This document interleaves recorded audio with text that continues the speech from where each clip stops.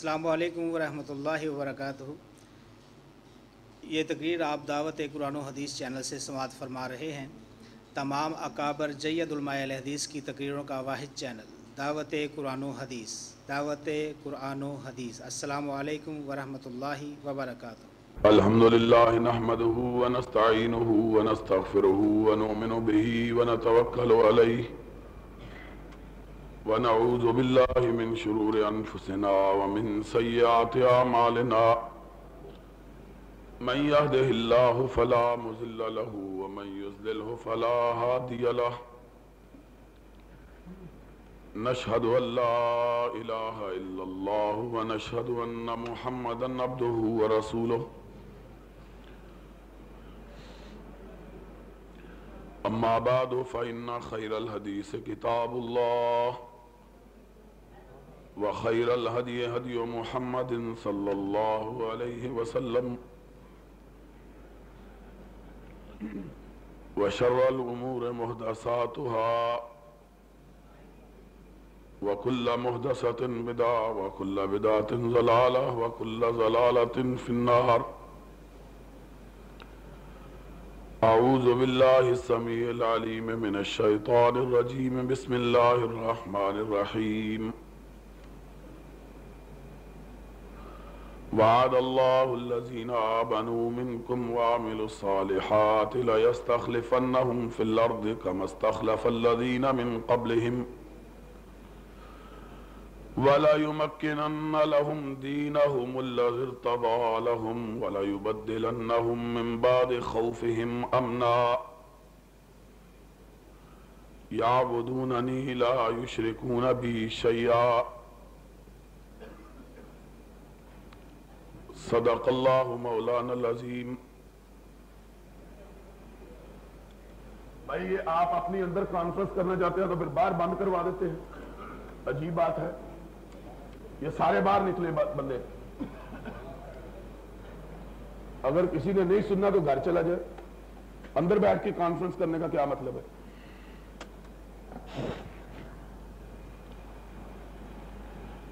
آدمی پہلے ہی تھکا مارا سفروں کا، تقریروں کا اور مشکلات سے گھرا ہوا، پھر لوگ عجیب باتیں کرتے ہیں۔ میں نے بہت دفعہ یہ بات کہی ہے کہ جلسے اور کانفرنسوں کے کچھ آداب ہوتے ہیں، اور ان آداب میں سے بنیادی چیز یہ ہوتی ہے کہ یا آدمی مجلس میں اگر بیٹھنے کی استطاعت اور طاقت نہیں رکھتا، بیمار ہے، کوئی پریشانی لاحق ہے، یا ویسے زبان جو ہے وہ چلنے سے نہیں رک سکتی، تو بہتر ہے کہ آدمی مجلس میں نہ آئے، اور اگر تشریف لائے تو پھر دو نیتیں لے کر آنا چاہیے۔ ایک یہ کہ حق کی بات اللہ سننے کی اور اس کو ماننے کی اور اس پر عمل کرنے کی توفیق عطا فرمائے، اور دوسرا یہ ارادہ آدمی لے کر آئے کہ اس مجلس میں شمولیت سے اللہ راضی ہوگا اور اعمال میں نیکیاں لکھی جائیں گی۔ نبی کائنات صلی اللہ علیہ وسلم کا ارشاد گرامی ہے، آپ فرمایا کرتے تھے کہ جب خطیب خطبے کے لیے کھڑا ہو جائے جمعہ کے دن، تو اگر کوئی شخص تنکا بھی توڑتا ہے تو اس کے بھی اعمال ضائع ہو جاتے ہیں۔ کیا مطلب تھا؟ مطلب یہ تھا کہ پھر اس سے یہ بات نمایاں ہوتی ہے کہ آدمی کا مجلس میں، محفل میں، درس میں، واعظ میں، نصیحت میں، مسجد میں آنے کا مطلب یہ کہ دین کی بات سنی جائے، بلکہ یہ ہے کہ چلو تھوڑا سا وقت گزار کے چلے آئیں۔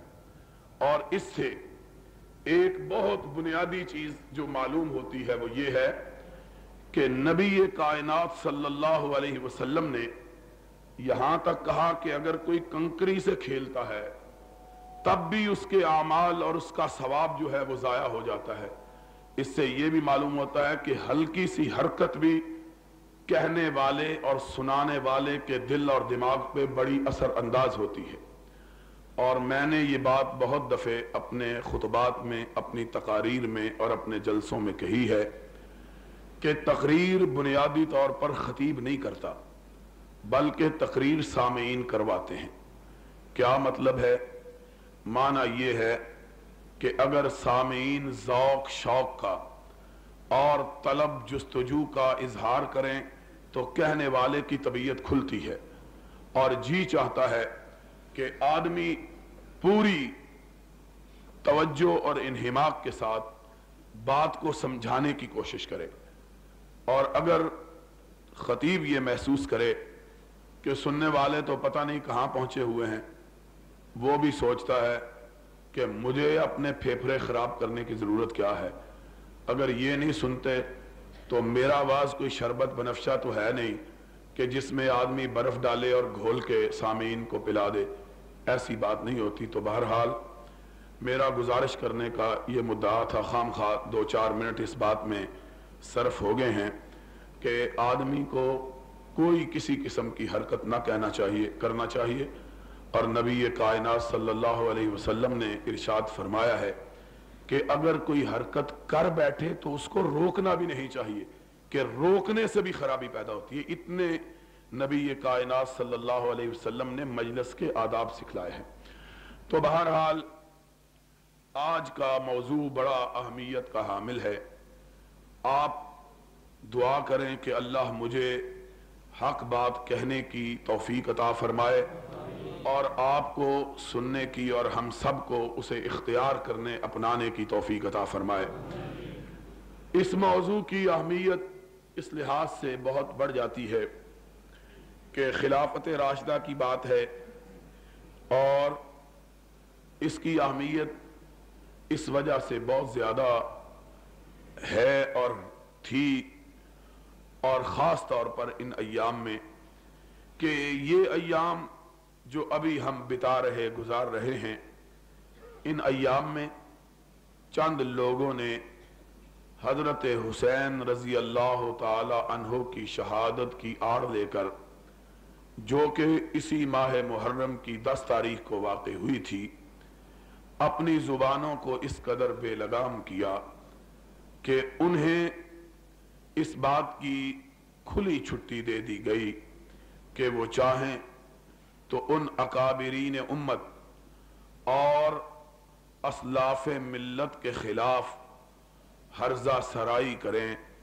کہ جن کا اگر وجود نہ ہوتا تو نہ جانے آج ہم لوگ مسلمان بھی ہوتے کہ نہ ہوتے۔ اور جن لوگوں نے اپنی جوانیوں کی قوتوں اور طاقتوں اور اپنی زندگی بھر کی کوششوں اور کاوشوں اور اپنے عمر بھر کے اثاثے کو اللہ کی راہ میں اس لیے لٹایا کہ اللہ کا دین بارآور ہو جائے اور کائنات میں حضرت محمد الرسول اللہ صلی اللہ علیہ وسلم کی تعلیمات کا شہرہ پھیل جائے، ان کے خلاف گفتگو کی جاتی ہے۔ اور افسوس کی بات یہ ہے کہ اس کے لیے بہانہ بنایا جاتا ہے حضرت حسین ابن علی رضی اللہ تعالی عنہما کی شہادت کو۔ اور حیرانگی کی بات یہ ہے، تعجب کی بات یہ ہے کہ نام لیا جاتا ہے حسین کی شہادت کا، نام لیا جاتا ہے حسین کی شہادت کا، اور مجلسوں میں ذکر ان لوگوں کا کیا جاتا ہے جو نہ تو صرف یہ کہ شہادت حسین میں ان کا کوئی کردار نہیں، انہوں نے کسی قسم کا کوئی اس بارے میں اپنے اعمال اور افعال اور اقوال سے حصہ نہیں لیا، بلکہ ان لوگوں کے خلاف گفتگو کی جاتی ہے جو اس واقعے کے رونما ہونے سے نصف صدی پہلے اس کائنات سے رخصت ہو چکے تھے۔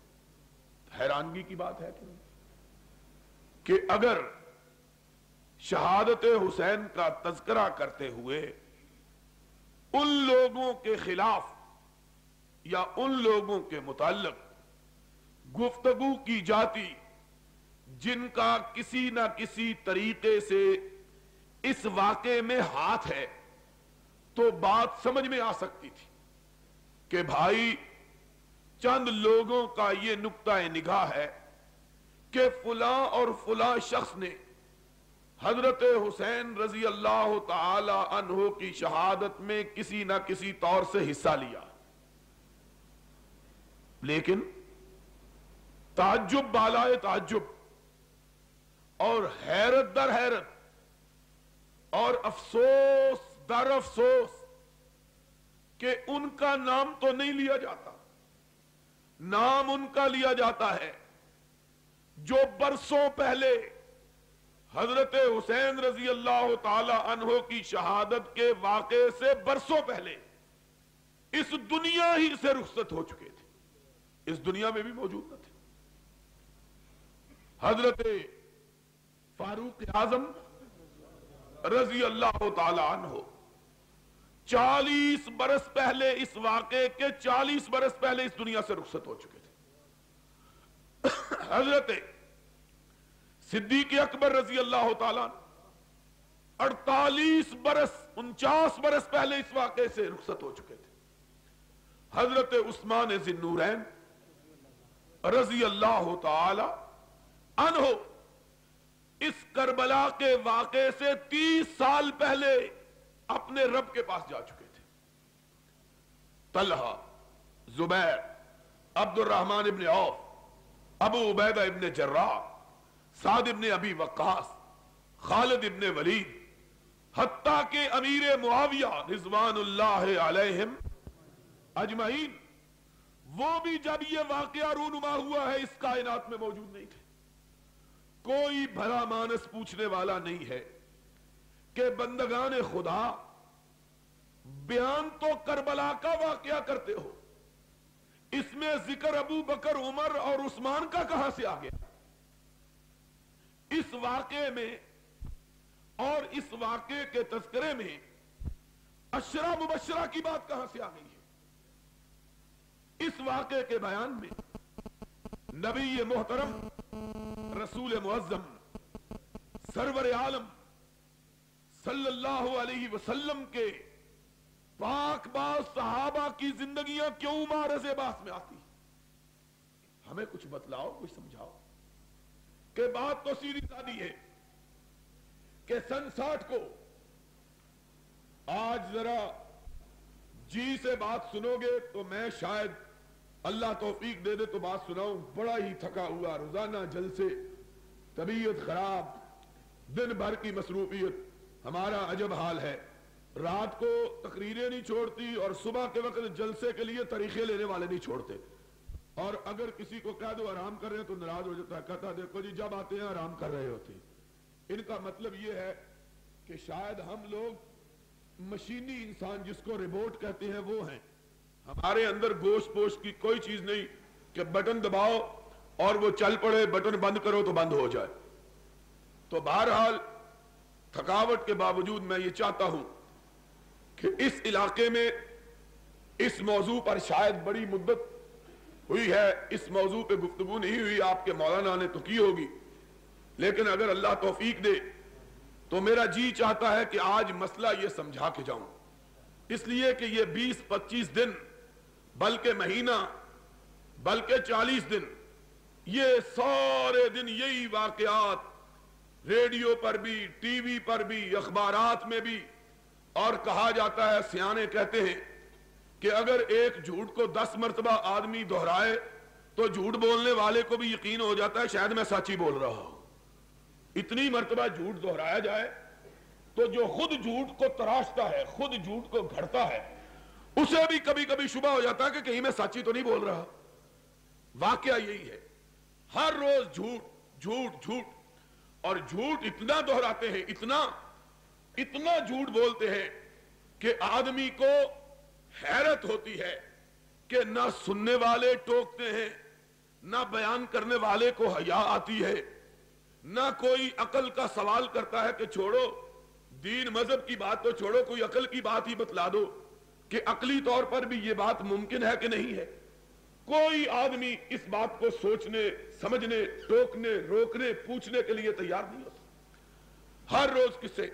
ابھی مجھے تو خدا نے توفیق ہی نہیں دی ریڈیو سننے کی، اس لیے کہ ریڈیو سننے کا وقت ہی نہیں ملتا. ہم کہاں سنے.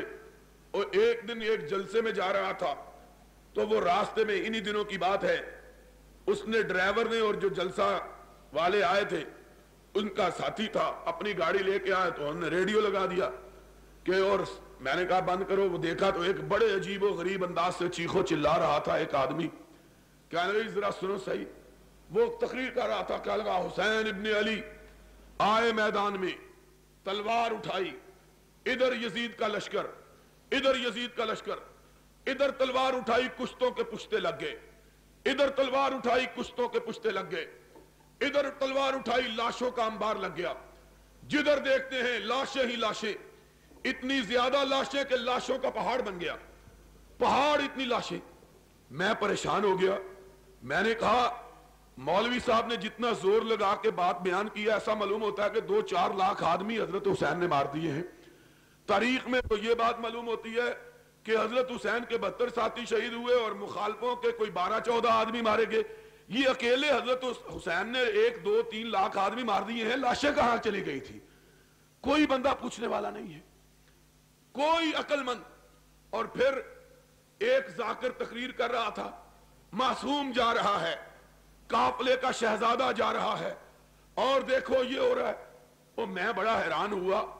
میں نے کہا اس کی بات سن کے اور آپ بھی ذرا اپنے دماغ پہ زور ڈال کے دیکھیے کہ آپ کا بھی یہی تصور ہوگا کہ جب ان سے آدمی یہ بات سنتا ہے تو ایسا معلوم ہوتا ہے کوئی 15-16 سال کا نوجوان ہے، بالکل معصوم سا، جس نے زندگی میں کبھی تلوار بھی نہیں اٹھائی. یہ بیچارہ لڑنے کے لیے جا رہا ہے اور وہاں بڑے بڑے بندوں نے اس کو گھیر لیا اور شہید کر دیا ہے.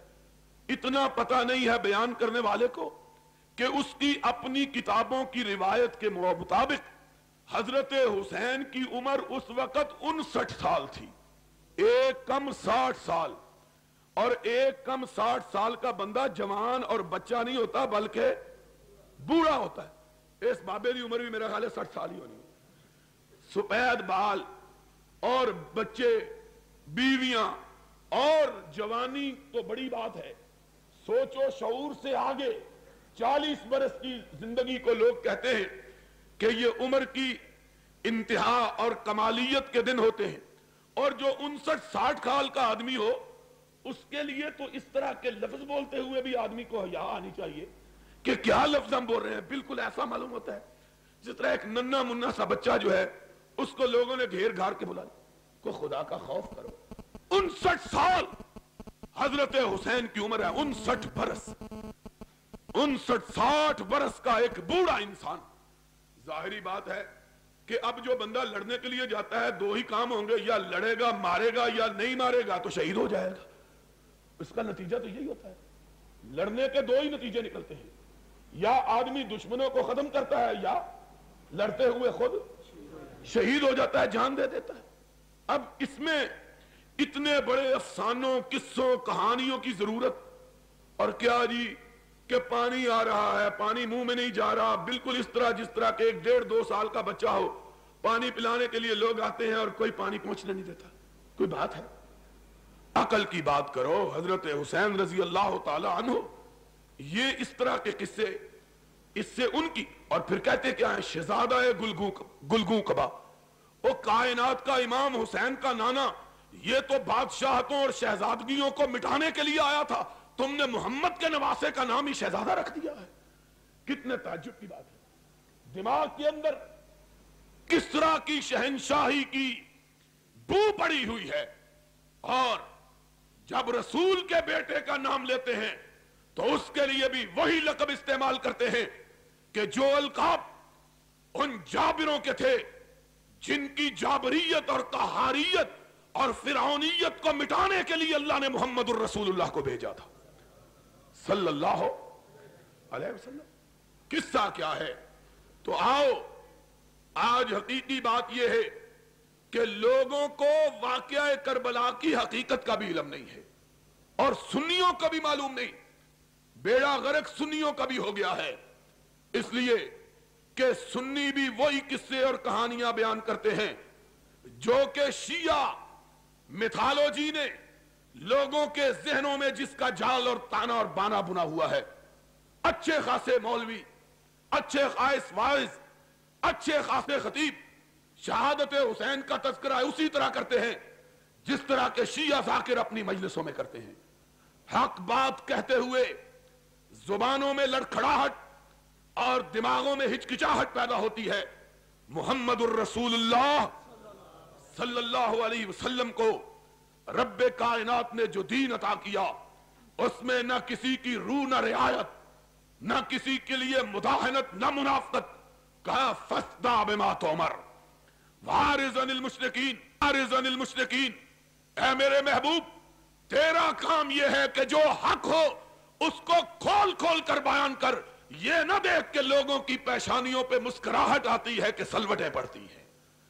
قرآن نے ہم کو یہ نہیں بتلایا کہ تم بھی قصے اور کہانیاں بیان کرنا شروع کر دو۔ اچھے اچھے لوگ قصہ گو بن گئے ہیں۔ حقیقی بات یہ ہے کہ 10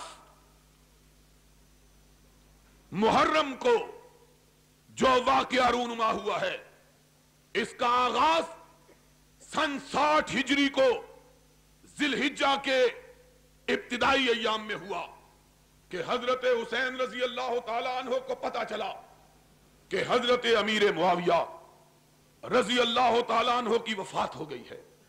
وہ امیر معاویہ جس کی بیعت خود حسین نے کر رکھی تھی۔ سنا ذرا بات، آج انشاءاللہ مسئلہ سمجھا کے جاؤں گا۔ وہ معاویہ جس کی بیعت خود حسین نے کی ہوئی تھی، حسین نے بھی کی تھی، جس کی بیعت اس کے بھاڑے بھائی حضرت حسن نے بھی کی ہوئی تھی، وہ معاویہ فوت ہوئے۔ اور ذاکر، واعظ اور ہمارے ان پڑھ مولوی بھی حضرت معاویہ کا نام لیتے ہوئے ہچکچاتے ہیں، ان پر دشنام دیتے ہیں۔ ان سے جا کے پوچھو کہ جاؤ، ہم تو ثابت کر رہے ہیں صدیق و فاروق و عثمان کی خلافت کو، لیکن اگر تم ہم سے پوچھتے ہو تو ہم کو یہ بتلاؤ کہ مسئلہ صرف صدیق، فاروق اور عثمان کا نہیں، بلکہ تمہارے 2 معصوم اماموں نے تو حضرت معاویہ کی امامت کو بھی مانا ہوا ہے، حضرت معاویہ کی خلافت کو بھی تسلیم کیا ہوا ہے۔ اور اگر معاویہ کی خلافت غلط تھی تو سن 40 ہجری سے لے کر سن 60 ہجری تک 20 سال کے طویل عرصے میں حسین نے معاویہ کی خلافت کو چیلنج کیوں نہیں کیا؟ بتلاؤ۔ 20 سال معاویہ کی خلافت کو جناب حسین نے رضی اللہ تعالی عنہما قبول کیے رکھا، ایک لفظ زبان سے نہیں کہا۔ اور حوالہ سنیوں کی کتاب کا نہیں، حوالہ شیعہ کتاب رجال کشی کا، کربلا کے اندر شیعوں نے کتاب چھپوائی ہے، 3 صدی ہجری، آج سے 1200 سال پہلے کا مصنف ہے۔ اور دوسری کتاب حیات القلوب ملا باقر مجلسی ایرانی کی، جو ایران کے شیعہ پریس نے چھاپی، اس کا حوالہ ہے۔ دونوں کتابوں کے اندر لکھا ہے کہ حضرت حسن رضی اللہ تعالی عنہ نے جب حضرت معاویہ رضی اللہ تعالی عنہ سے صلح کی تو شرائط طے ہوئی، اس کے بعد حضرت معاویہ رضی اللہ تعالی عنہ نے حضرت حسین کی شرائط کو تسلیم کیا، حضرت حسن کی شرائط کو تسلیم کیا۔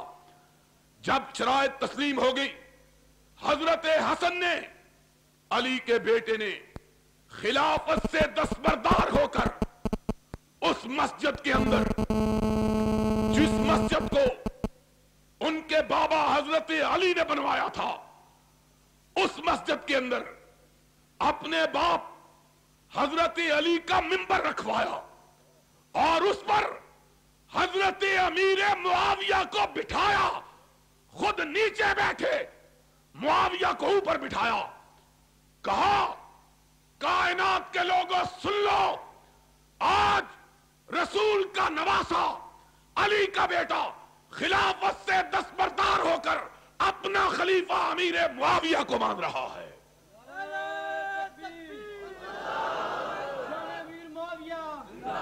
یہ حضرت حسن رضی اللہ تعالیٰ عنہ نے کیا. جاؤ، یہ تمہاری دونوں کتابوں کا حوالہ. خود اکیلے نہیں آئے، حسین کو ساتھ لے کے آئے. حسین کو ساتھ لے کے آئے. اپنی فوجوں کا کمانڈر قیس ابن سعد ابن عبادہ وہ بھی ساتھ ہے.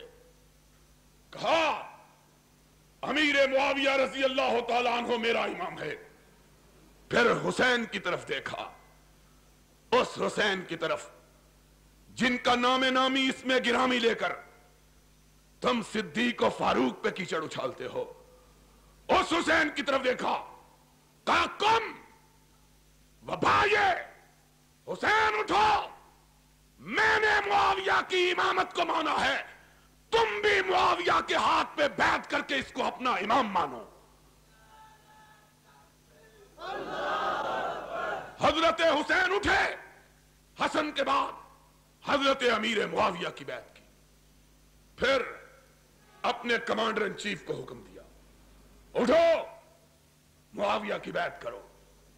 یہ فوجی آدمی تھا، اور فوجیوں کا دماغ ذرا تھوڑا سا بولو موٹا ہی ہوندا ہے. انہاں دا بسترا چوک کے ہی سٹو تے انہاں نوں سمجھ آوندی اپنے آپ جان نوں تیار نہیں ہوندے. کہا، اور آج اسمبلی کے اندر اسلام کا نام لے کر وہ بل پیش کیا گیا ہے جس میں یہ کہا گیا ہے کہ ضیاء الحق اگر اسلام کے خلاف بھی بات کرے تو اس کو دنیا کی کسی عدالت میں چیلنج نہیں کیا جا سکتا. یہ اسلام ہے.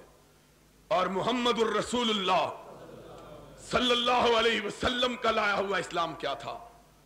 وہ جس کا اظہار صدیق اکبر نے کیا تھا، اذا قمت واستقمت فاعینونی واذا وجدت فقومونی. لوگوں، قرآن و سنت کے مطابق بات کروں تو میری مدد کرنا، قرآن و سنت کے خلاف ہٹ جاؤں تو مجھ کو پکڑ کر میرے سر کو سیدھا کر دینا. یہ صدیق کہتا ہے. اور ضیاء الحق صدیق اکبر سے بھی بڑا ہو گیا ہے معاذ اللہ. اور وہ مولوی غیرت سیاری جو اس کے باوجود اس بل کو تسلیم کرنے اور اس پر دستخط کرنے کے لیے تیار. کہا ہے کہ اس بل کو کسی شرعی عدالت میں بھی چیلنج نہیں کیا جا. سن لو، ساری کائنات تمہارے بل کو مان لے، خدا کے فضل و کرم سے قرآن و سنت کو ماننے والے اہل حدیث اس بل کو نہیں مانیں گے اور قرآن و سنت کے خلاف کسی آواز کو گوارا نہیں کریں گے انشاءاللہ. انشاءاللہ العزیز. تو بات میں کہہ رہا تھا، کہا اٹھو بیعت کرو. فوجی آدمی تھا، ادھر دیکھا ادھر دیکھا. اب کیا کروں؟ حضرت حسین کی طرف دیکھتا. تیری کتاب کا حوالہ میں کہا کرتا ہوں، انہی کی محفل سوارتا ہوں، چراغ میرا ہے رات ان کی، انہی کے مطلب کی کہہ رہا ہوں، زبان میری ہے بات ان کی. جاؤ، اگر کوئی شیعہ دوست کھڑا ہے، اسے کعبے کے رب کی قسم ہے، دنیا کے کسی ذاکر سے پوچھے، اگر کوئی ماں کا لال اس حوالے کو غلط ثابت کرے، لاہور میں بیٹھ کے کہتا ہوں، اپنی اس مسجد میں بیٹھ کے کہتا ہوں، منہ مانگا انعام دوں گا. اور اگر حوالہ سچا یا اپنی کتاب کو آگ لگا دے یا اپنے باطل عقیدے کو آگ لگا دے، ایک بات کو مان، یا اپنا عقیدہ چھوڑ دے یا اپنی کتابوں کو چھوڑ دے. تیری کتابوں کے اندر لکھا ہے کہ قیس ابن سعد ابن عبادہ نے حسین کی طرف دیکھا. کیا کروں؟ معاویہ کھڑا ہے سامنے، جس کے خلاف جنگیں لڑتا رہا ہوں. آج اس کے ہاتھ پہ کیسے بیعت کروں؟ حسین کی طرف دیکھا. حسین نے پلٹ کے جواب دیا، تیری کتاب کا حوالہ، کم فبایے فَإِنَّهُ امامی. اٹھو قیس، میری طرف کیا دیکھ رہے ہو؟ اور جس کے ہاتھ پہ حسن و حسین نے بیعت کی، وہ پوری کائنات کا امام ہے، دنیا کا کوئی شخص اس کی امامت کو مانے بغیر رہ سکتا نہیں۔ قم فبائے فإنہ امامی، اور جس کو تیرے دو معصوم اماموں نے امام مانا ہے، تو اس کا انکار کرنے کی جرات کیسے کرتا ہے؟ ان کے خلاف کیسے بات کرتا ہے؟ یا سیدھی طرح بات کہہ کہ تجھ کو اس بات کا علم ہے جس کو تیرے اماموں کا علم نہیں تھا، اور تو یا کہہ کہ تو حق پر ہے اور تیرے امام حق پر نہیں تھے، معاذ اللہ۔ پھر وہ عقیدہ عصمت کا باقی رہتا۔ عقیدہ امامت کے لیے یہ ہے کہ امام وہ ہوتا ہے جس سے کوئی غلطی ہو سکتی، اور اس سے ان دو ہیں، ایک بھی امام نہیں۔ کتنے امام؟ ایک حسن اور دوسرا، دونوں نے بیعت کی۔ تو بات یہ کہہ رہا تھا سن 60 ہجری میں، اور باتیں بتلاؤں تو پھر سن لو۔ آج تعلق کا عالم یہ تھا، آج باتیں کرتے ہیں مروان کی، عبد الملک کی، اور حضرت امیر معاویہ کی۔ جاؤ اپنی کتابوں کو اٹھا کے دیکھو، 20 سال حضرت معاویہ رضی اللہ تعالیٰ عنہ نے حکومت کی ہے۔ کتنے سال؟ 20 برس بلا شرکت غیرے حکمران اور خلیفۃ المسلمین اور امیر المومنین رہے ہیں۔ حسین بھی ان کی رعایا اور حسن بھی ان کی رعایا، بس رعایا۔ جا اپنی کتابوں کو اٹھا کے دیکھ، تیرا مرزا عباس قمی منتہی المقال میں ملا باقر مجلسی جلاء العیون میں لکھتا ہے کہ جب تک السلام علیکم ورحمۃ اللہ وبرکاتہ۔ یہ تقریر آپ دعوت قرآن و حدیث چینل سے سماعت فرما رہے ہیں۔ تمام اکابر جید علماء اہل حدیث کی تقریروں کا واحد چینل دعوت قرآن و حدیث، دعوت قرآن و حدیث۔ السلام علیکم ورحمۃ اللہ وبرکاتہ۔ اور نمازیں امیر معاویہ کے مقرر کردہ گورنر مدینہ مروان کے پیچھے پڑھتے رہے۔ حسن بھی حسین بھی نمازیں کس کے پیچھے پڑھتے رہے؟ امیر معاویہ کے قائم کردہ گورنر مدینہ مروان کے پیچھے۔ آج باتیں کرتے ہیں مروان ایسا اور امیر معاویہ ایسا۔ اگر امیر معاویہ ایسا ہوتے تو حسن اور حسین کو امیر معاویہ سے وظیفہ لینے کی ضرورت نہ تھی، اس کو جائز نہ سمجھتے، اور ان کے خلاف جہاد کرتے، خروج کرتے، باہر نکلتے، تلوار بے نعم کرتے۔ 20 سال کے طویل عرصے میں ایک دفعہ، 20 سال کے طویل عرصے میں ایک دفعہ بھی حضرت امیر معاویہ کے خلاف زبان شکوہ کو حرکت، ایک دفعہ۔ آج یہاں مسئلہ کفر و اسلام کا بنا لیا ہے۔ کافر مسلمان، تیرے کہنے سے نہ کوئی کافر ہوتا ہے، نہ تیرے کہنے سے کوئی مسلمان بنتا ہے۔ کون کافر کون مسلمان؟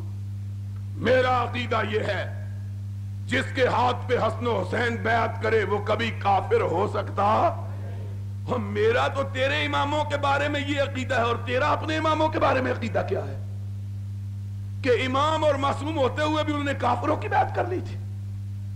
کچھ خدا کا خوف کرو۔ ابھی بتلاؤں گا تعلقات۔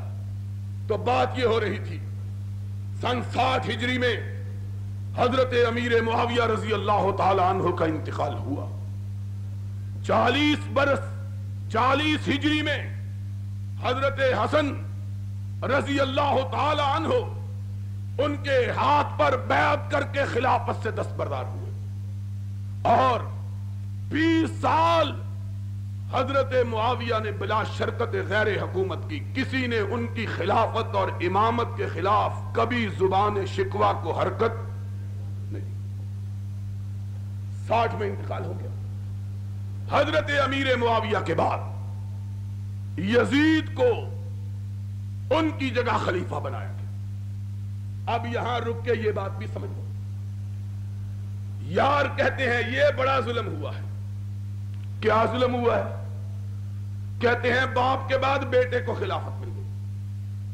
ہم نے کہا ہوش سے ذرا مسئلہ سن لینا، آج اللہ کے فضل و کرم سے اس طرح مسئلہ سمجھاؤں گا کہ پہلے کبھی نہ سمجھا ہوگا اور پھر قیامت تک کبھی نہیں بھولے گا انشاءاللہ۔ یہ بات خلافت باپ کے بعد کس کو مل گئی؟ بیٹے کو۔ ملا وائز گلا پھاڑ پڑ کر کہتا ہے اسلام کی تاریخ بدل گئی۔ کیا بدل گئی ابھی؟ باپ کے بعد بیٹا حکمران ہو گیا، اسلام تبدیل ہو گیا۔ میں کہتا ہوں اگر میں اہل حدیث کا بیٹا، اہل سنت کا فرزند یہ بات کہوں تو شاید اس بات کا کوئی وزن ہو، شاید اس بات کا کوئی وزن ہو، اس لیے کہ ہمارے نزدیک باپ کے بعد بیٹا خلافت کا حقدار نہیں ہوتا۔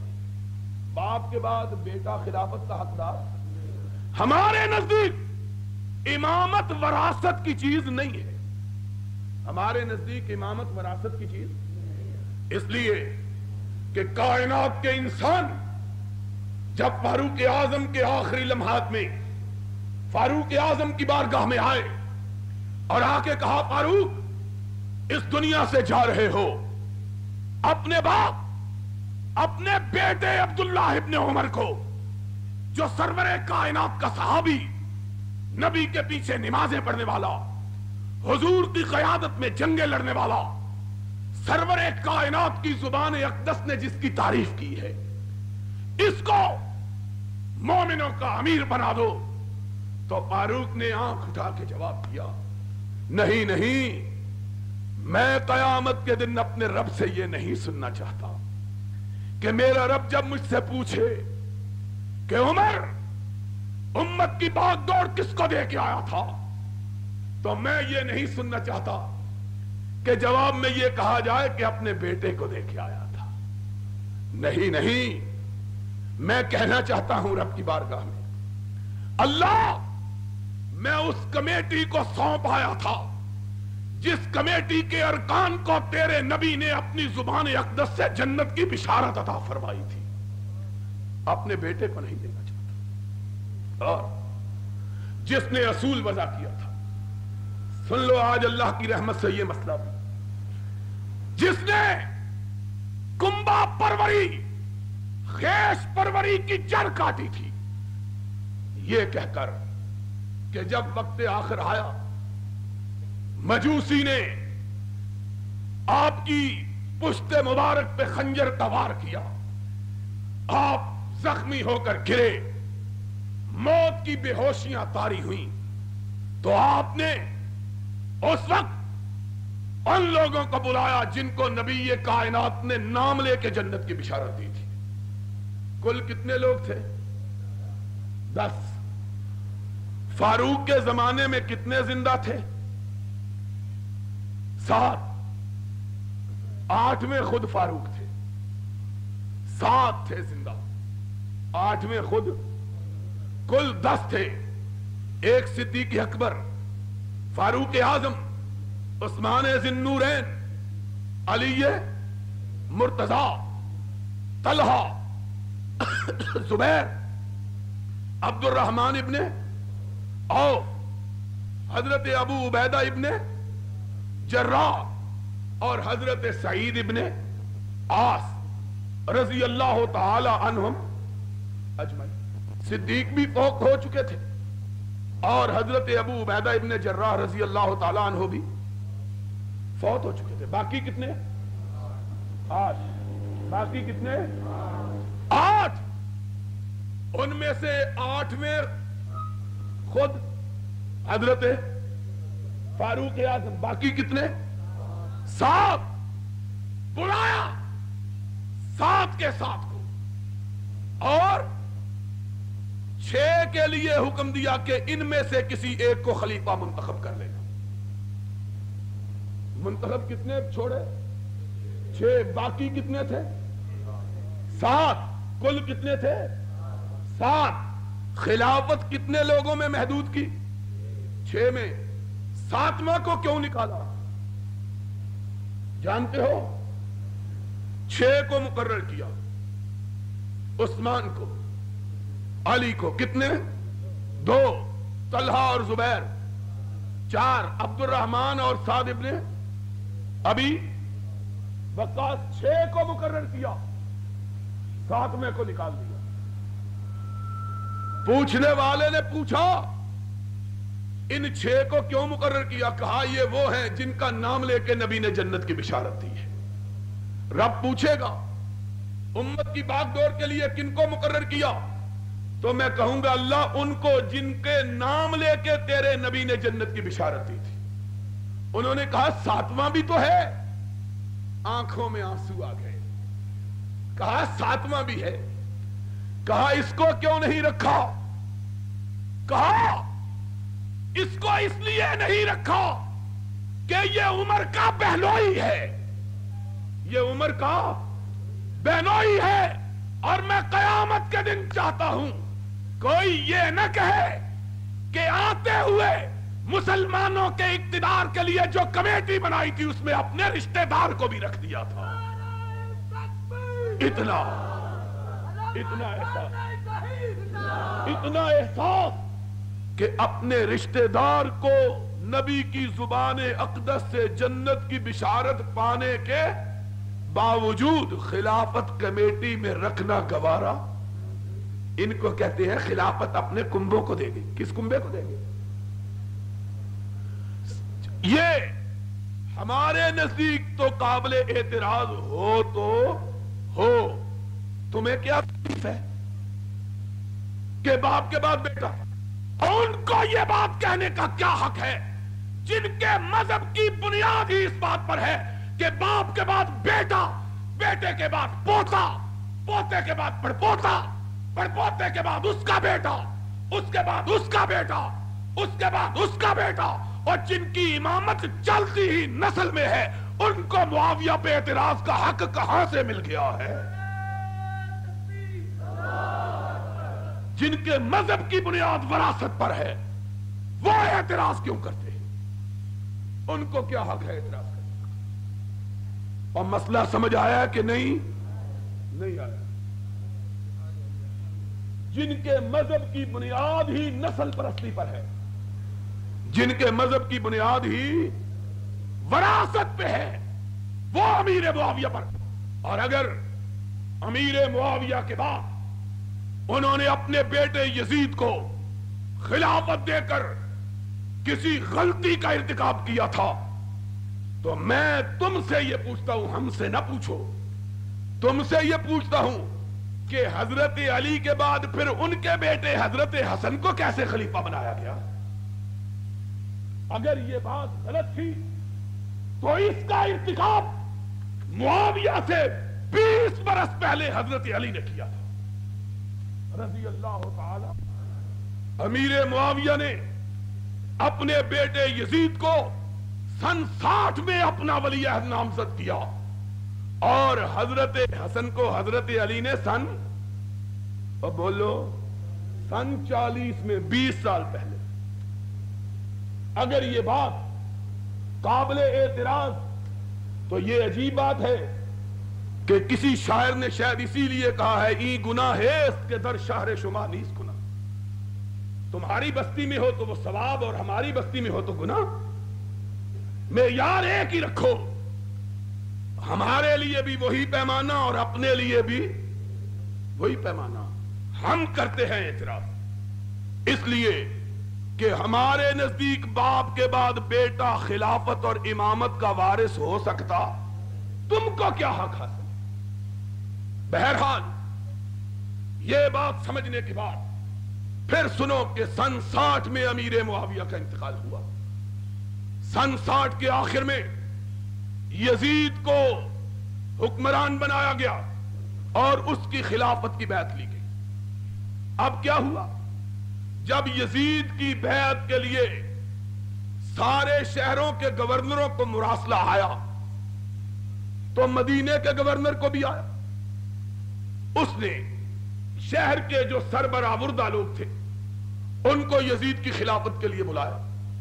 ان میں حضرت حسین بھی تھے, حضرت صدیق اکبر کے بیٹے حضرت عبد الرحمن بھی تھے, اور حضرت عمر کے بیٹے حضرت عبداللہ ابن عمر بھی تھے, اور بعض روایات کے مطابق ان میں حضرت زبیر کے بیٹے حضرت عبداللہ ابن زبیر بھی تھے. لیکن صحیح روایت یہ ہے کہ وہ پہلے ہی مدینے سے رخصت ہو چکے تھے. چنانچہ ان سے کہا گیا کہ یزید کی بیعت کرو. حضرت حسین نے اجازت چاہی, گورنر کو کہا کہ دیکھو ابھی ابھی ہمیں امیر معاویہ کی وفات کی خبر ہوئی, یزید کے حکمران بننے کی اطلاع ہوئی ہے, ابھی ہم کو غور و فکر کی اجازت دو, ہم سوچ سمجھ کے بتلائیں. اس نے کہا نہیں, میں مہلت نہیں دے سکتا. حضرت حسین نے کہا مجھے صبح تک مہلت چاہیے. اس نے صبح تک مہلت دی. حضرت حسین رضی اللہ تعالی عنہ نے رات کی تاریکی سے فائدہ اٹھا کر مدینے سے کوچ کر لیا. آپ مکہ مکرمہ آپ پہنچے. اس زمانے میں اونٹوں پہ لوگ سفر کرتے تھے. حضرت حسین کے مکہ مکرمہ میں پہنچنے کی خبر کوفہ کے لوگوں کو ملی. اور جانتے ہو کوفہ کے لوگ کون ہیں؟ کوفہ کے لوگ وہ ہیں جن کے شہر کو حضرت علی نے مدینہ منورہ سے دارالخلافہ منتقل کر کے اس شہر کو دارالخلافہ بنایا تھا. پہلے دارالحکومت کون سا شہر تھا؟ مدینۃ النبی. حضرت علی نے مدینۃ النبی سے خلافت کو منتقل کیا اور کوفہ کو دارالحکومت قرار دیا. اب اس شہر کے بھاگ جاگ اٹھے. ظاہری بات ہے کہ جو کیپٹل ہوتا ہے, دارالحکومت ہوتا ہے, اس کی اہمیت بہت زیادہ ہوتی ہے, وہاں کے لوگوں میں خوشحالی آتی ہے. چنانچہ کوفہ کے لوگ حضرت علی کے بہت حامی اور اس بات میں مشہور تھے کہ یہ حضرت علی کی سیاسی پارٹی کے رکن ہیں. میں نے جان بوجھ کر سیاسی پارٹی کا لفظ استعمال کیا ہے اس لیے کہ اس زمانے میں مسلمانوں کے اندر کوئی مذہبی اختلاف موجود نہیں تھا. یہ اختلاف جو آج موجود ہے, جس کو کفر اور اسلام کا اختلاف بنا دیا گیا ہے, اس کا وجود حضرت علی رضی اللہ تعالیٰ عنہ کے زمانے میں موجود. اس زمانے میں دو سیاسی پارٹیاں تھیں. ایک پارٹی حضرت امیر معاویہ کی حامی تھی اور دوسری پارٹی حضرت علی کی حامی تھی. دونوں کے اختلافات سیاسی تھے, مذہبی اختلاف ان کے اندر موجود. چنانچہ کہا جاتا ہے جادو وہ جو سر چڑھ کے بولے. یہ بات میں نہیں کہتا, تیری سب سے مقدس کتاب نہج البلاغہ کے اندر موجود ہے کہ جب حضرت علی ابن ابی طالب رضی اللہ تعالی عنہ اپنے لشکر کو لے کر حضرت امیر معاویہ رضی اللہ تعالی عنہ کے لشکر کے مقابلے کے لیے نکلے تو حضرت علی رضی اللہ تعالی عنہ کے فوجیوں میں سے چند لوگوں نے حضرت امیر معاویہ کے فوجیوں کو گالی دی, برے لفظوں سے یاد کیا. حضرت علی نے سنا, جا اٹھا کے دیکھ نہج البلاغہ کے اندر لکھا ہے تیری کتاب. حضرت علی نے گالی سنی, فرمایا لا تکونوا سبابین, گالی دینے سے رک جاؤ, کوئی آدمی معاویہ کے ساتھیوں کو گالی نہ دے. لوگ حیران رہ گئے. تلواریں نکلی, نیزے سانوں پہ چڑھے ہوئے, تیر کمانوں پہ چڑھے ہوئے. ہم نے برے لفظوں سے یاد کیا اور علی نے ٹوک دیا. علی نے فرمایا رک جاؤ, کوئی گالی نہ دے. سن لو علی کیا کہتے ہیں, یہ تمہارے امام معصوم اول ہیں, اپنا عقیدہ بیان کرتے ہیں. فرمایا لا نستزیدہم بے ایمان ولا یستزیدوننا بے ایمان. اور میرے ساتھیوں سن لو, ہمارے درمیان اور معاویہ کے درمیان کوئی مذہبی اختلاف نہیں, بلکہ میں علی یہ کہتا ہوں کہ میں मुआविया से उतना ही ईमान में बराबर हूं जितने कि आम मुसलमान। मेरे ईमान और मुआविया के ईमान में कोई फर्क नहीं है, हम सब बराबर हैं। ला यस्तज़ीदूनना बिईमान वला नस्तज़ीदुहुम बिईमान। न उनका ईमान हमारे से कम है, न हमारा ईमान उनसे ज्यादा है। उनका खुदा वही है जो हमारा खुदा है, उनका नबी वही है जो हमारा नबी है, उनकी किताब वही जो हमारी किताब है। इल्ला मख्तलफना फी दमे उस्मान व नहनु मिन्हु बरा। हमारे दरमियान जो इख्तिलाफ पैदा हुआ है वो जनाब उस्मान की शहादत के बारे में। हमने शहादत उस्मान में कोई हिस्सा नहीं लिया। इनको गलत फहमी है कि हमने कातिलों को पनाह दे रखी है। इस गलत फहमी की वजह से हम लड़ने के लिए आए, वगरना हमारे नजदीक कुफ्र और ईमान का कोई इख्तिलाफ मौजूद। ये हजरत अली का है। सियासी पार्टियां थी, एक ग्रुप के लीडर हजरत अली थे, एक ग्रुप के लीडर हजरत मुआविया थे। दोनों में कुफ्र और ईमान। और यही वजह है कि जब जंगे सिफ़ीन हुई, हजरत अली रजी अल्लाह तआला अन्हु के साथियों की लाशों को इकट्ठा किया गया और हजरत मुआविया की लाशों को भी इकट्ठा किया गया, उनके साथियों की। लोगों ने कहा मुआविया के साथियों की लाशों को उठाओ और गढ़ों में फेंक दो, अपने साथियों की लाशों को उठाओ, इनका जनाजा पढ़ो, इनको कफनाओ, इनको दफनाओ। अली ने जवाब दिया, तेरी किताब का हवाला नहजुल बलागा। फरमाया नहीं, दोनों ईमान में बराबर हैं, दोनों लाशों को रखा जाए। गलत फहमी की बुनियाद पर इख्तिलाफ हुआ, अली इन दोनों का इकट्ठा नमाज जनाजा पढ़ाएगा, कोई इख्तिलाफ नहीं।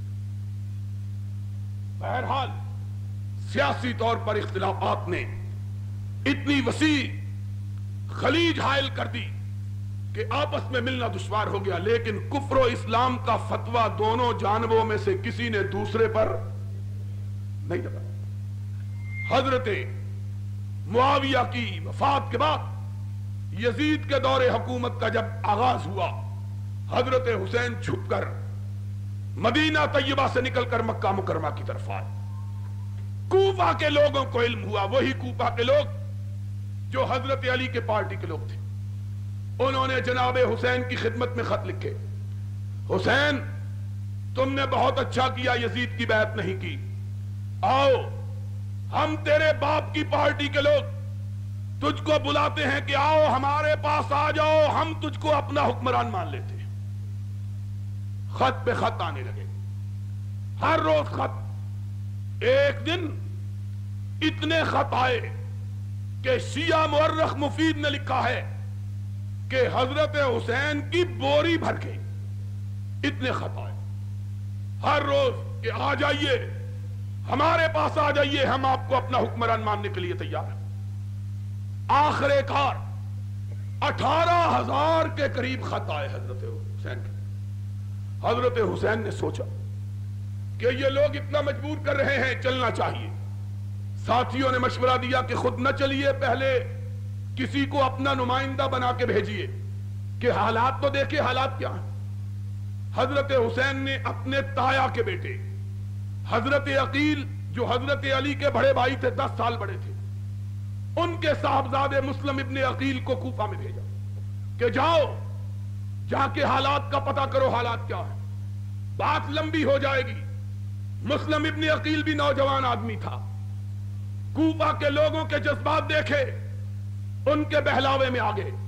हुसैन को खत लिखा, हुसैन इंतजार न करो, फसल पक के तैयार हो चुकी है, काटने वाले का इंतजार है, जल्दी से आ जाओ। अब जरा जो बात बतलाना चाहता हूं वो सुन लो। जब हजरत हुसैन ने कूच का ऐलान किया मक्का मुकरमा से, उस दिन जिलहिज्जा की 8वीं तारीख थी। जिलहिज्जा की कितनी तारीख थी? 8वीं तारीख। और कोई हाजी यहां मौजूद होगा, उसको पता है 8वीं जिलहिज को क्या होता है? 8वीं जिलहिज को यह होता है कि मक्के में जो हाजी गए होते हैं वो हज का एहराम बांधते हैं اور مینا کی طرف احرام باندھ کے نکلتے ہیں. حج کے دن کا پہلا دن کون سا ہوتا ہے؟ 8 ذی الحج. 8 ذی الحج کو جب لوگ احرام باندھ کے مینا کی طرف جا رہے تھے، حضرت حسین نے اپنے قافلے کو لیا اور کوفہ کی طرف رخ کیا. لوگوں نے پوچھا حسین لوگ حج کے لیے جا رہے ہیں، تم کہاں جا رہے ہو؟ فرمایا مجھ کو میرے باپ کے شیعہ نے بلایا ہے، میں کوفہ میں جا رہا ہوں. حضرت عبداللہ ابن عباس جو حضرت حسین کے چچا تھے، حضرت علی کے چچا کے بیٹے، ان کو پتا چلا حضرت عبداللہ ابن عباس ان کو 3 مقام حاصل ہیں. ایک یہ کہ حسین کے چچا، دوسرا یہ کہ یہ وہ شخصیت گرامی ہے جن کا نام لے کے نبی نے ان کے لیے دعا کی ہے، اللہم علمہ القرآن وفقہہ فی الدین. اللہ عبداللہ ابن عباس کو دین کی سمجھ عطا فرما. تیسرا یہ حضرت علی کی فوجوں کے کمانڈر ان چیف رہے ہیں. 3 حیثیتیں. عبداللہ ابن عباس کو پتا چلا، بھاگے ہوئے آئے، حسین کی اونٹنی کی مہار تھام لی. فرمایا حسین کہاں جا رہے ہو؟ کہا کوفے کے شیعوں نے بلایا ہے. فرمایا جن شیعوں نے تیرے باپ سے وفا نہیں کی تجھ سے وفا کیسے کریں گے؟ نہ جاؤ. حسین جانا ہے تو کسی اور جگہ جاؤ. اب حسین دانا اور بینا آدمی، 59 سال کے پختہ عمر کے انسان، گرم و سرد چشیدہ، عبداللہ ابن عباس کو کہتے ہیں چچا میرے راستے سے ہٹ جاؤ، میں نے جو فیصلہ کر لیا ہے اس سے پلٹنے کے لیے تیار نہیں. حضرت ابن عباس نے کہا حسین اگر مجھے معلوم ہو کہ میں تیرے اونٹ کے راستے میں لیٹ جاؤں گا تو رک جائے گا تو میں لیٹنے کے لیے تیار ہوں، مت جاؤ. حسین نے کہا چچا اب آگے اٹھے ہوئے قدم پیچھے نہیں ہٹ سکتے. عبداللہ ابن عباس نے تاریخی الفاظ کہے. فرمایا اگر تو نہیں رکتا تو میری پشین گوئی سن لے، میں تیری داڑھی کے بالوں کو خون میں رنگا ہوا دیکھ رہا ہوں. جنہوں نے تیرے بڑے بھائی اور تیرے باپ سے وفا نہیں کی وہ تجھ سے بھی وفا نہیں کریں گے. حسین اس کے باوجود چل نکلے. اب ادھر ماجرا دیکھیے کہ مسلم ابن عقیل کے ہاتھ پر 32,000 سے زیادہ لوگوں نے موت کی بیعت کی. یزید کو پتا چلا کوفے کے صوبے کے حالات خراب ہیں. اس نے پہلے گورنر کو تبدیل کر کے عبید اللہ ابن زیاد کو گورنر بنا کے بھیجا. صرف 18 آدمی اس کے ساتھ بھیجے. کتنے آدمی؟ عبداللہ ابن عبید اللہ ابن زیاد این اس زمانے میں جبکہ کوفہ کی ہر گلی، ہر بازار اور ہر گھر میں حسین کے نعرے لگ رہے تھے، ان دنوں میں صرف 18 سپاہیوں کے ساتھ عبید اللہ ابن زیاد نے کوفے میں قدم رکھا. اس زمانے میں عربوں کا دستور یہ تھا کہ پرانے پنجابیوں کی طرح سفر کرتے ہوئے اپنے چہرے پہ ٹھاٹھا باندھ کے رکھتے تھے. جس طرح ہمارے دیہاتوں میں دیہاتی لوگ سفر کرتے ہوئے اپنی پگڑی کا پلو اپنے منہ پہ باندھ لیتے ہیں، اسی طرح عربوں کا دستور تھا کہ چہرے پہ گرد و غبار نہ پڑے. عبید اللہ ابن زیاد اپنے چہرے پہ ٹھاٹھا باندھے کوفے کے بازاروں میں داخل ہوا. لوگوں کو حسین کا انتظار تھا. انہوں نے سمجھا حسین آ گیا ہے. سارا کوفہ نکل کے باہر آ گیا. جہاں سے گزرتے لوگ کہتے السلام علیکم یا ابن رسول اللہ، رسول کے بیٹے تجھ کو سلام ہو. انہوں نے سمجھا حسین آیا ہے. جب تک عبید اللہ ابن زیاد اپنے گورنر ہاؤس میں پہنچے 32,000 کے قریب کوفی جمع ہو چکے تھے. حضرت مسلم ابن عقیل کو پتا چلا، وہ بھی بھاگے ہوئے آئے کہ حسین آ گئے. ان کو تو پتا نہیں کون آیا. گورنر ہاؤس کے پاس جا کر مسلم ابن عقیل پاس، ان کے ساتھی پاس عبید اللہ ابن زیاد نے اپنے چہرے سے اپنے کپڑے کا پلو ہٹایا. لوگوں نے دیکھا کہ حسین کی جگہ عبید اللہ ابن زیاد آ گیا ہے. اب عبید اللہ ابن زیاد نے گھور کے دیکھا 32,000 شیعوں کو، صرف 18 سپاہی صاحب، اور پلٹ کے کہنے لگا جان عزیز ہو ابھی پلٹ جائے، وگرنہ کبریا کی کبریائی کی قسم میں تمہاری بیویوں کو بیوہ اور تمہارے بچوں کو یتیم کر دوں گا. پلٹ جاؤ.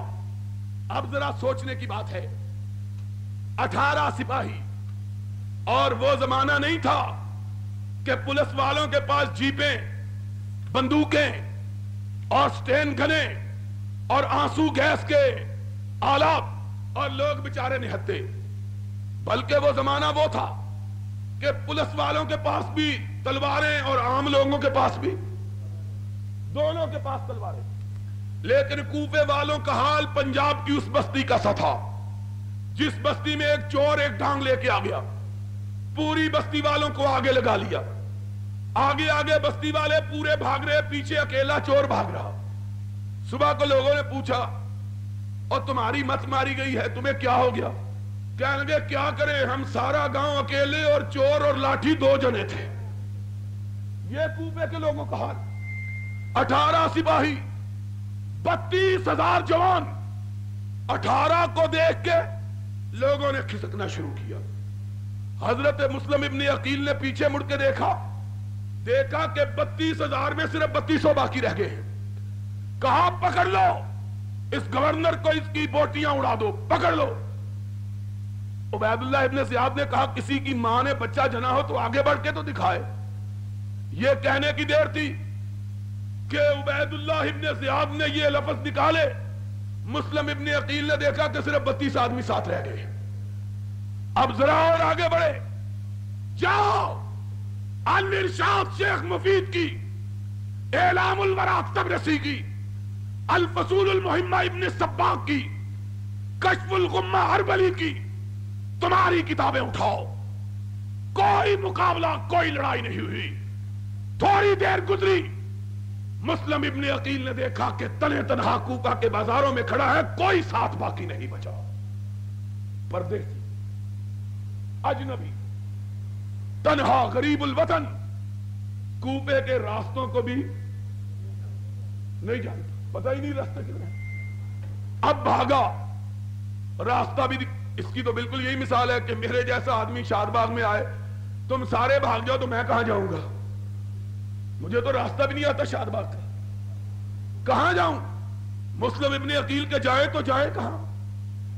ادھر بھاگے ادھر بھاگے, آخر ایک گلی میں گھسے, دروازے پہ دستک دی. اس شیعہ نے جس نے موت کی بیعت کی ہوئی تھی, حسین کے بھیا کے چہرے کو دیکھا, اپنے کواڑ بند کر لیے. دوسرے دروازے پہ دستک دی, اس نے دیکھا, پھر کواڑ بند کر لیے. تیسرے چوتھے بھاگتے رہے, پیچھے سپاہی بھاگ رہے ہیں. تعاقب ہو رہا ہے. ایک جگہ پاؤں کو اندھیرے میں ٹھوکر لگی, حسین کا بھائی منہ کے بل گرا, دانت ٹوٹ گئے, منہ سے خون کا فوارہ چھوٹ پڑا. کوئی شیعہ نے علی میں سے خون پوچھنے کے لیے تیار نہیں ہوا. ساری رات مسلم ابن عقیل کوفہ کے بازاروں میں کوفیوں کی بے وفائی کا ذکر کرتے ہوئے گھومتے رہے, کوئی پناہ دینے کے لیے تیار نہ ہوا. پیاس سے نڈھال ایک مکان کے دروازے پہ جا کے گر پڑے. چیخ کی آواز گھر والوں تک پہنچی.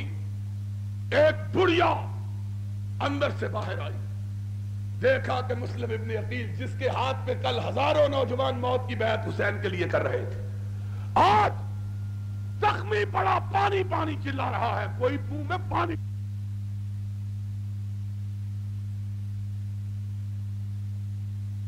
السلام علیکم ورحمۃ اللہ وبرکاتہ. یہ تقریر آپ دعوت قرآن و حدیث چینل سے سماعت فرما رہے ہیں. تمام اکابر جید علماء اہل حدیث کی تقریروں کا واحد چینل دعوت قرآن و حدیث.